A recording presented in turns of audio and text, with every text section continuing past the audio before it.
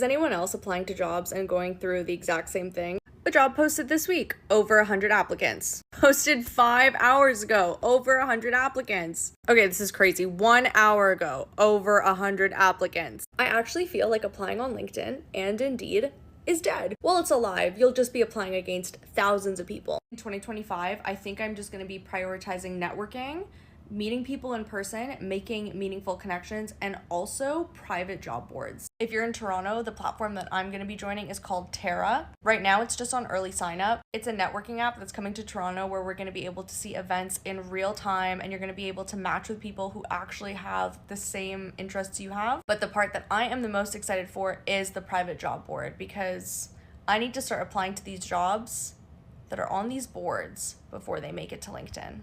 And there's thousands of applicants. 3,000. That's the number of jobs I've applied to as of today. 3,000 jobs. During the course of the year and a half that I've been out of work after an injury that happened on the job, trying to find another job has been so difficult. Now, mind you, I have 25 years experience as a sales manager, 29 years as an event manager. I'm well overqualified for any job I apply to, but yet, for some reason, over the course of me applying to 3,000 jobs, I've only had 9 interviews, and I've had maybe 15 callbacks, and all the other ones are fake.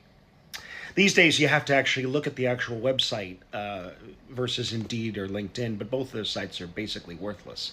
They're now becoming social media sites where it's more about popularity versus an actual job. So I'm just putting it out there. Tomorrow is my birthday. It would be really nice if I could find work. So I'm putting that out there to the gods above. There's only so much resources that I can use before I run out of money. And frankly, the market is that bad. Is anybody else having that problem? I'd love to hear your story. I don't know if you've applied to 3,000 jobs. Have a nice day. Gen Z is facing the worst unemployment rate in decades. More often than not, it's literally just rejection, rejection, rejection. And it's always like the automated messages. I've only gotten like one where it's like, oh, you can do like a video interview, but that's like the first stage out of like 7 others. So no luck. So is it just a feeling that there are no jobs out there, or is Gen Z actually facing an employment problem? According to StatsCan, Canadian graduates between the ages of 15 and 24 are facing the highest unemployment rate this country has seen since the mid-90s. In January 2023, the seasonal adjusted unemployment rate in this group was 10%. Just over 2 years later, it sits at 14.2%. In Quebec, unemployment is below the national average, but it's still creeping up. There's a lot of uncertainty in the market right now. There's also an older generation of baby boomers who haven't left their jobs, but it's really the uncertainty in the market. And when you add inflation, the trade war with the US, and AI, it's created this environment of volatility and uncertainty. It really shouldn't be that way. You know, like you put 4 years into your education, you should be able to find at least like a good number of jobs within the field, but it's kind of limited. And so now the option is for a lot of students like me to do a master's or a PhD. The feds recently announced 6,000 more jobs for youth to attempt to help alleviate the job crunch. Even then, many are losing hope.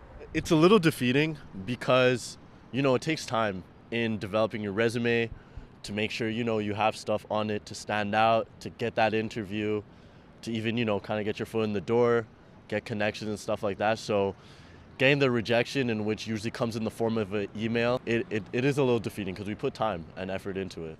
The Quebec government's pause on work visas for non-residents could open up some jobs for new graduates. But these tend to be jobs that are lower pay, but they are suitable for recent graduates because that's how you get your experience. And at this point, when it comes to internship and jobs, students say they will take whatever they can get to start advancing their careers while they wait for the oldest generation to retire. Can we please, in 2025, within the first moment of meeting somebody, stop asking them what they do for a living? The way the world is nowadays, you can have a PhD in economics and be working at Amazon moving boxes right now. The job market is crazy. It's stupid. It makes no sense. And nobody's identity should be tied to what they do. The job market in 2025 has been the worst that has ever been. If you think the job market was bad in 2024, which was last year, it is even worse this year. Long story short, I have a friend who has a lot of experience in managing restaurants. He also has many years experience with sales as well. He was a manager at his restaurants, and he was also a manager in his sales role position when he worked in sales. So his resume is pretty solid and pretty stacked up. Unfortunately for him, the company went under, so now he's looking for a new job. He told me he had so many job interviews. He applied for multiple positions, qualified, some even overqualified, and he still wasn't able to land the job. Keep in mind, he wasn't just a regular worker, like a regular team member. He was actually managing these places with multiple years of experience. And he's a pretty smart, educated dude too. He personally thinks the job market is so bad, and that because of that, there's so much competition nowadays. Even though he did have a lot of job interviews, there was a lot of jobs that just straight ghosted him or rejected him. So for word of advice, do not quit your current job, even though if you hate it. Do not quit your job unless you have something lined up, or if you have some type of safety net. Now, if it's affecting your mental health, then that's a different story. But just know the job market right now is absolutely brutal. And be grateful for your jobs, because there's people out there that are trying their hardest and they're not getting nothing. I don't think you're trying hard enough. Bro, what? I've applied to 94 jobs this week. Okay, what about Indeed? Scrap the whole thing. LinkedIn? Yes, I'm on there 5 times a day. Have you even tried reaching out to people at the company? Yes, and they won't email me back. Has anyone emailed you back? Yeah, I've literally had calls with people at the company. They've pushed my resume, and I still don't even get an interview. Did you follow up? Bro, yes. I don't know, man. This job market is so fucking crazy. Like, we all the way in July, and the job market is still the same from January. And I might know why that's the case. I think this job shortage and this job, unavailability is manufactured. And I will tell you why. But y'all got to stay with me. Save this video right now. So when I look at my warehouse, or when you look around at all these jobs, what's the age demographic? You would think it would be nothing but young people, but no, it's people in their 40s and 50s working entry-level jobs. Not only is there a certain group of people that never took the opportunity to advance and make their life better, so they're sitting in positions that are supposed to be for me and you.